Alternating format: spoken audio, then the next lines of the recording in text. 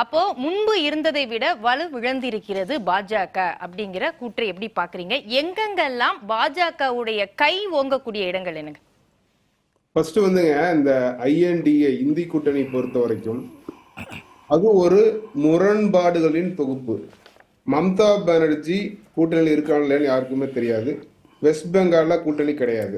இருக்கிறாங்கல்ல, மம்தா இருக்கிறாங்க. அப்போ வெஸ்ட் பெங்கால்ல சீட் சாரி கொடுக்கவே கிடையாது. அது எப்படி கூட்டணின்னு சொல்லுவீங்க? அவங்க எப்படி இருந்தாலும் நாங்க கூட்டணியில இருக்கிறோம். முரண்பாடுகளுடைய அது வந்து மோடிக்கு எதிராக ஒன்றிணைவது வேற, கூட்டணியாக தமிழ்நாட்டில் இருப்பதை போல கூட்டணியாக தொகுதி பங்கீடு செய்து தேர்தலை சந்திப்பது வேறு. வெஸ்ட் பெங்கால்ல எங்களுக்கு கூட்டணி கிடையாது. தமிழ்நாட்டில் கூட்டணியில் இருக்கிற கம்யூனிஸ்ட் கேரளாவில் வந்து எதிரும் புதிருமா நிற்கிறாங்க. அதே மாதிரி வந்து அண்ணன் வந்து போன முறை விட ரொம்ப வந்து வீக்கான கூட்டணின்னு சொன்னாரு. நான் வந்து அதை மறுக்கிறேன், ஆதாரத்தோட மறுக்கிறேன். மகாராஷ்டிராவை பொறுத்த வரைக்கும் சிவசேனா கட்சி பெரும்பான்மை நம்ம கூட இருக்காங்க. அதே சமயம் இங்க வந்து நம்ம வந்து அவர் சொல்ல மறந்தது வந்து என்சிபி நேஷனலிஸ்ட் காங்கிரஸ் பார்ட்டியோட பெரும்பான்மை நிர்வாகிகளும் தேர்ந்தெடுக்கப்பட்ட மக்கள் பிரதியும் நம்ம கூட இருக்காங்க.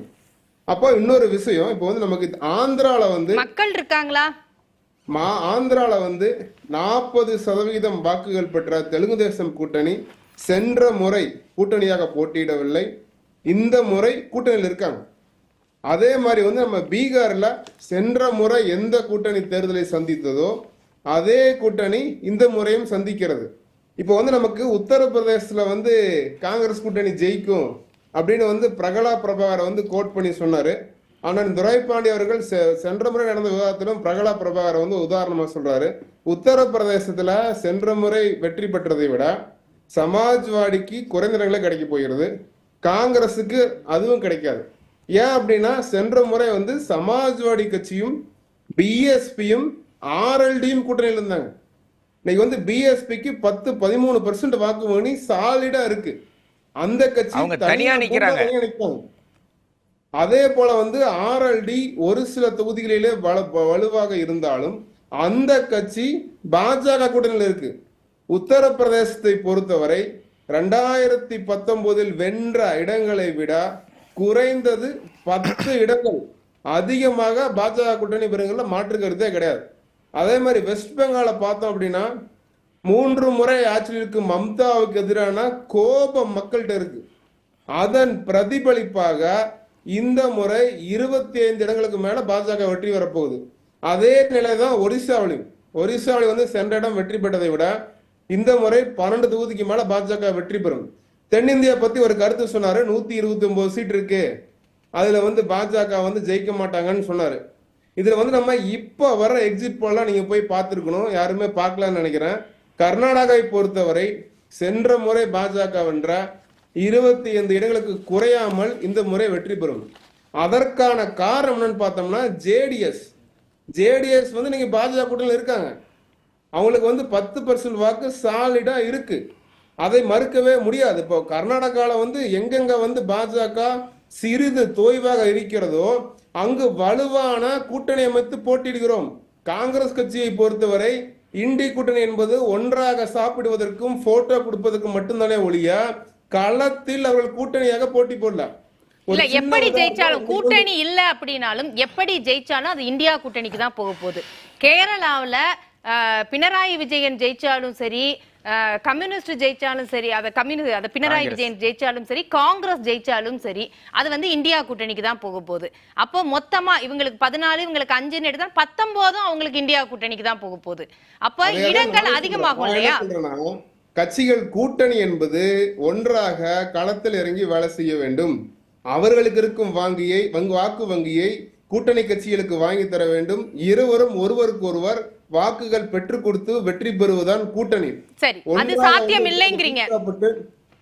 ஒன்றா வேலை செய்யல. இன்னைக்கு வந்து நம்ம சோனியா காந்தி பின்னாடி வந்து அண்ணன் டி ராஜா நிக்கிறாரு, கம்யூனிஸ்ட் கட்சியோட தேசிய செயலாளர். அவருடைய மனைவி ராகுல் காந்திக்கு எதிராக கடுமையான ஒரு போராட்டம் செய்தார் வயநாடு தொகுதியில. அப்ப எங்க இருந்து கூட்டணி இருக்கு? மக்கள் இதை பார்க்கிறார்கள். இண்டி கூட்டணியை தனித்தனி சில்லுகளாக தனித்தனி பீஸா தான் பாக்குறாங்களே ஒழிய சரி அது ஒரு ஒன்றாக இணைந்த ஒரு கூட்டணியாக மக்கள் பார்க்கவில்லை. சரி அதனால் ஒன்றாக தனியாக வாங்கும் வாக்கை விட குறைவாக பெற்று 2019 விட குறைவானதை வெற்றி பெறும். சரி, இதுக்கு சுருக்கமா நான் துரைபாண்டியன்ட்ட கேக்குறேன். அப்ப இந்த முரண்பாடுகளால அந்த வாக்குகள் பிரியறதுக்கு வாய்ப்பு இருக்கா? இல்ல மேடம், நான் தெளிவா சொல்லிடுறேன். மேற்கு வங்காளத்தில், கேரளாவில் தனித்தனியாக தான் இருக்கிறார்கள். யார் வெற்றி பெற்றாலும் தோற்றாலும் அது இந்தியா கூட்டணியை தான் சேரும். ஆனா அந்த வெற்றி பெறுவதற்கான ரேஷியோ குறையுமா? வாய்ப்பே இல்ல. அதுதான் நீ சொல்றேன். கேரளாவுல எப்படி தமிழ்நாட்டில் நான் சொல்லிடுறேன், தமிழ்நாட்டில் எப்படி திமுக அல்லது அதிமுக என்று இருக்கிறதோ அதுபோல கேரளாவுல காங்கிரஸ் அல்லது இடதுசாரிகள் அல்லது காங்கிரஸ் அதே மாதிரி மேற்கு இங்க வேலை பார்ப்பாங்களா? திமுகவும் அதிமுக தொண்டர்களும் ஒருத்தருக்கு ஒருத்தர் ஒரு கட்சி வெற்றி பெறுவதற்கு வேலை பார்ப்பாங்களா? பார்க்க மாட்டாங்க. ஆனா மக்கள் யாரை தேர்ந்தெடுப்பாங்கிறதானே வேலை பாக்குறாங்களா இல்லையாங்கிறதுல. இங்க திமுக அல்லது அதிமுக தான், பாஜக என்பதே இல்ல. அது உங்களுக்கு ஆசை இருக்கலாம் என்ன வேணாலும். அதே மாதிரி கேரளாவில் இடதுசாரிகள் அல்லது காங்கிரஸ் தான் அதை நிரூபித்திருக்காங்க. ஒரே ஒரு எம்எல்ஏ இருந்தவரை கூட காலி பண்ணிட்டாங்க. அதனால இப்போ பிரச்சனை அது இல்லை. இன்னைக்கு நீ நான் இப்போ ஒரு சில கேள்விகள் அவர் கேட்டார்ல, தெலுங்கு தேசம் கட்சியோட கூட்டணியில் இருக்கிறோம், வலுவாக இருக்கிறோம்னு சொல்றாங்கல்ல.